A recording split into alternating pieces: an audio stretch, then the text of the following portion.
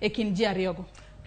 Erokamano Joyce, adwa wacho ni ng'wech mar governorship ma Siaya en a very tough, okoyot, otek matin.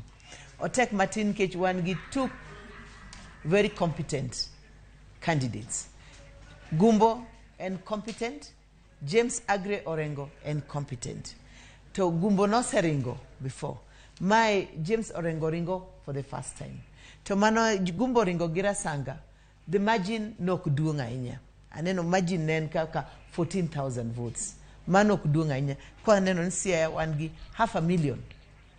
Almost 500,000 voters. Over 500,000 voters. Kuro gimati moreka ni ibo ng'iyo leadership. Nikech jo Siaya wawachura dira. Siaya en county ma wuon piny oae Raila Odinga. And Siaya no be en county ma is first among many counties e Siaya ka, Nyanza ka, Luo Nyanza. Koro gimado wacho, kaka neno res ni kaka dhi, ang'en giduto ji oherogi. But kaka ji oherogi duto nyaka bedie wina achiel.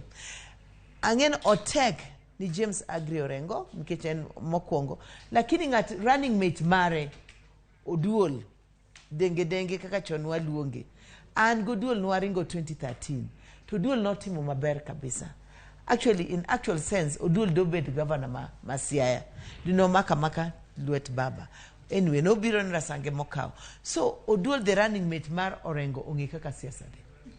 To parni Oduol bende wuoka kar chungod burano ma Lego Usonga. Mantie gi the highest number of votes. Koro onge ng'at mabo kao kura mondo mi ng'at maoko koko miyo nyathigi. So Oduol is a very good strategic point mar James Orengo. Ano ni mag parono gi kanyo matin wachwal twak makama bende nyaka